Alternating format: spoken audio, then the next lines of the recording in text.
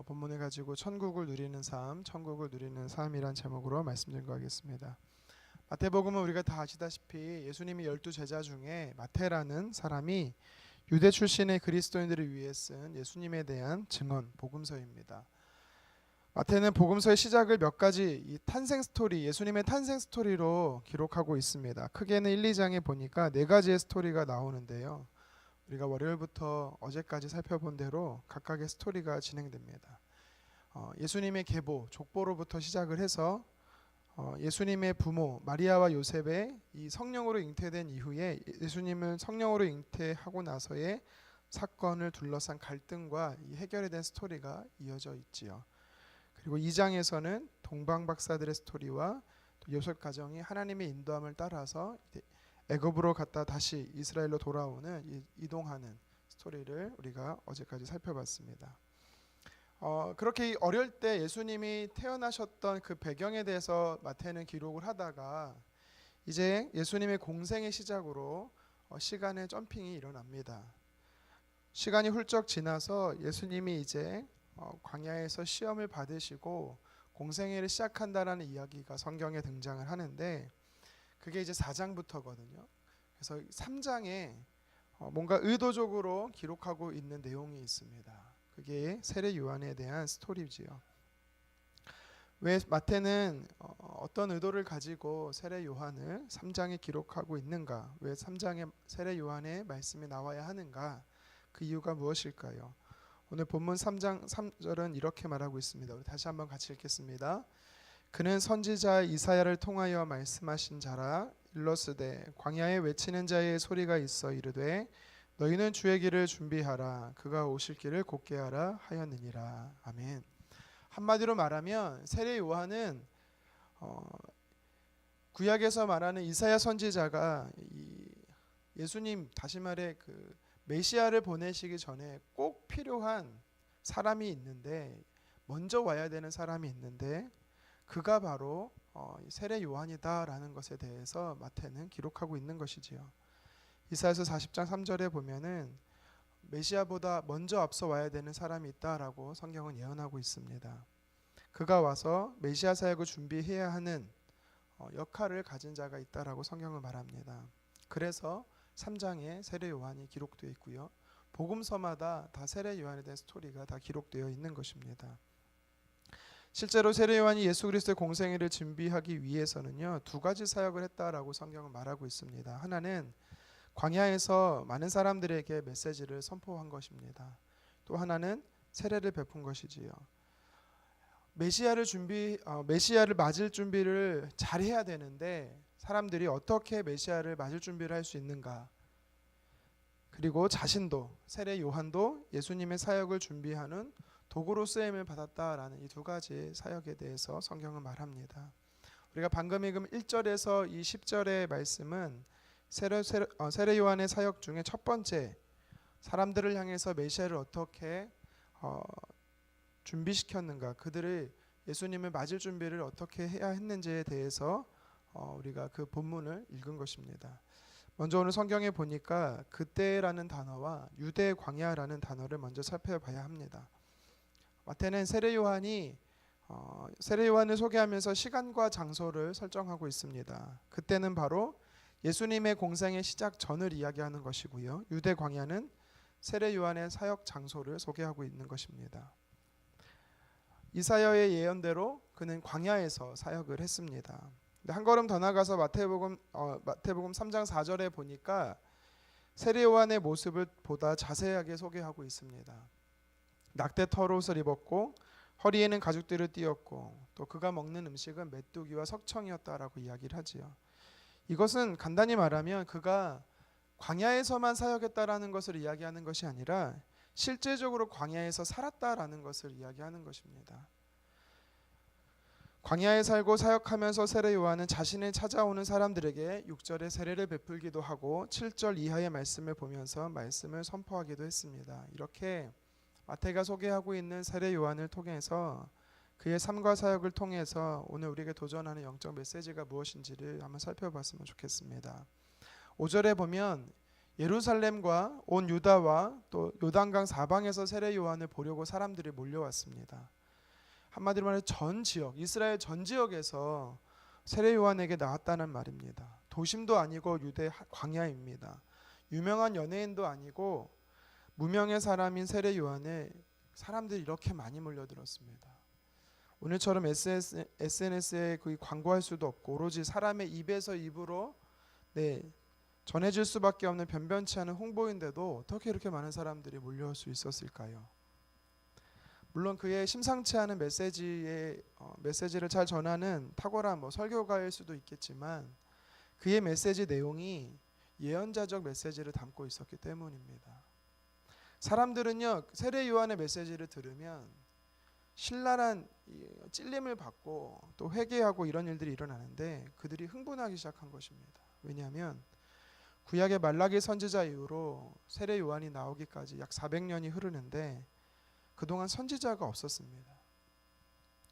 이스라엘 백성들은요 하나님이 말씀하실 때 선지자를 통해서 말씀하신다라고 믿었습니다. 물론 그렇게 하나님 말씀하셨습니다. 기름 부음 받은 선지자를 통해서 하나님 말씀하셨습니다. 그런데 말라기서 이후로 세례 요한이 나오기까지 무려 400년간은 하나님이 말씀하지 않으셨다. 그러니까 선지자가 없었다. 하나님 말씀하지 않으셨다라는 것을 그들은 신앙의 암흑기로 보고 있습니다.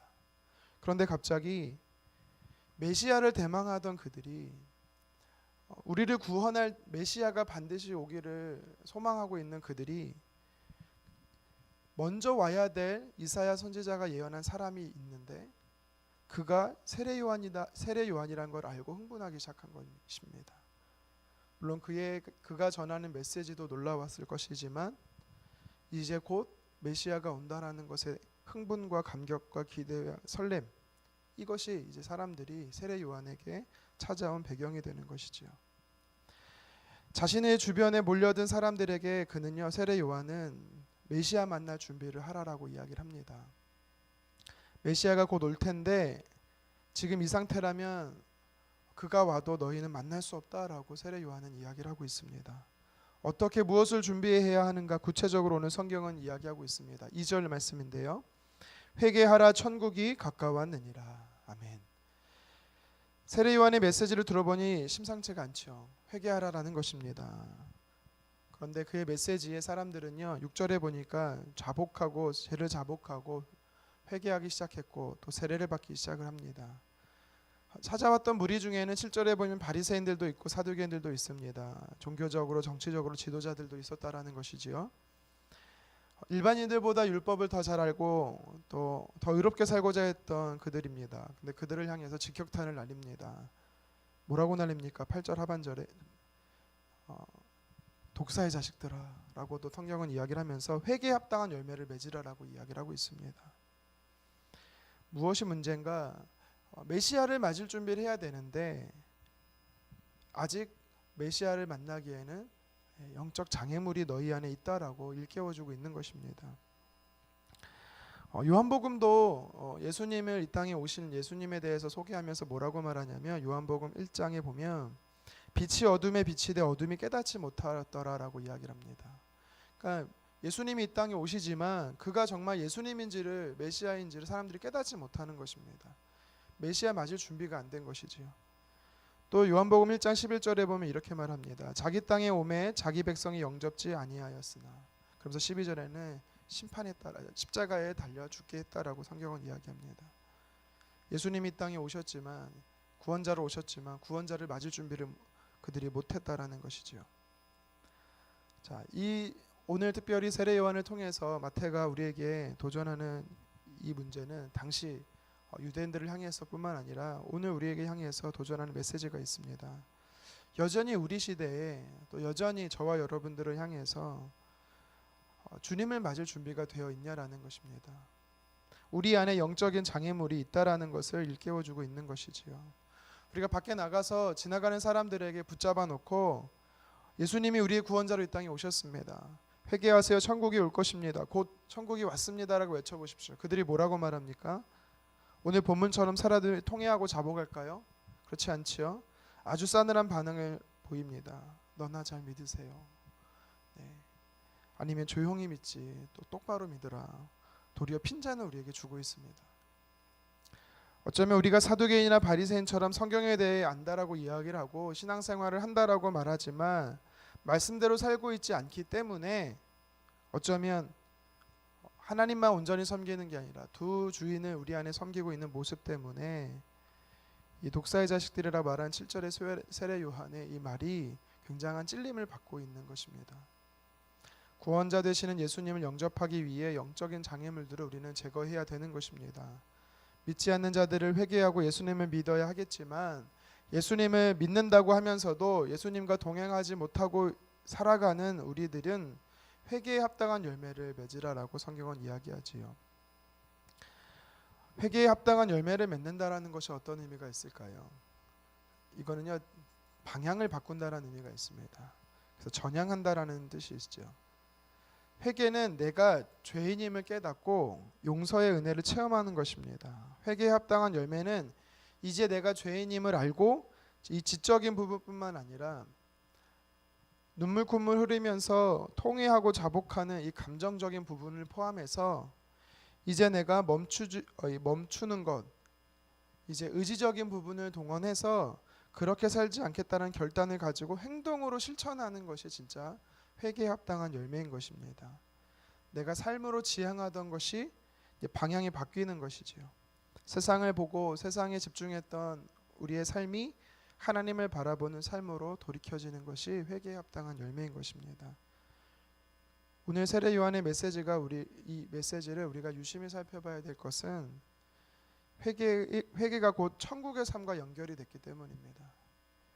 예수님을 믿어야 우리가 죽어서 가는 천국, 영원토록 주님과 함께 사는 새 하늘과 새 땅이 우리에게 허락됐다라고 말하는 것이지요. 그런데 오늘 저와 여러분들이 살펴봐야 되는 이 회개하라 천국이 가까웠다라는 이 메시지는요, 또 다른 의미가 한 가지 더 있습니다. 그게 무슨 의미냐면 세례 요한은 이스라엘 백성들에게 예수님을 구원자로 맞을 준비가 되었느냐라고 물으면서 이 마음에 있었던 영적 장애물을 제거하라 하며 회개에 합당한 열매를 맺으라고 하죠. 이것은 결국 예수님이 이 땅에 오신다라는 것은 예수님이 이 땅에 오심으로 인해서 세상 끝날까지 함께하겠다라는 동행하시는 예수님이 그 예수님과 함께하면 곧 그 삶이 천국이다라는 것을 우리에게 이야기하는 것이죠. 우리가 죽어서 예수님을 믿고 죽어서 영원토록 하나님과 함께 거하는 그 삶도 천국의 삶이지만 예수님이 이 땅에 오셨고 그 예수님과 동행하는 것이 곧 이 땅에서 누리는 천국의 삶이다라는 것에 대해 우리에게 의미하고 있는 것입니다. 우리가 예수님을 내 마음의 주인으로 모시고 살아간다면, 주님과 동행하면서 살아간다라면, 그래서 내 안에 있는 영적인 장애물을 제거하고 그래서 회개에 합당한 열매를 맺을 때 주님과 동행할 수 있고 주님과 천국의 삶을 오늘도 우리는 누리며 살아갈 수 있다라는 것에 대해서 오늘 세례 요한은 저와 여러분에게 도전하고 있는 것입니다. 말씀을 정리합니다. 오늘 세례 요한의 메시지는 우리에게 무엇을 도전하고 있습니까? 예수님을 내 마음에 모시는 준비가 되어야 된다라는 것이죠. 예수님을 마음의 주인으로 모실 준비가 되어 있어야 된다라는 것입니다. 이 땅에서 우리가 천국의 삶을 누릴 수 있으려면 영원토록 주님과 누리는 그 천국도 중요하지만 이 땅에서 우리가 살아가면서 주님과 누릴 수 있는 천국을 어떻게 경험할 수 있느냐, 내 안에 예수님을 온전하게 모실 때, 그 예수님으로 내 마음을 채울 때, 그러면 주님과 동행할 수 있고 그러므로 천국을 누릴 수 있다라는 것입니다. 우리가 방금 불렀던 찬양처럼 주 예수와 동행하니 그 어디나 하늘나라가 될 수 있는 것입니다.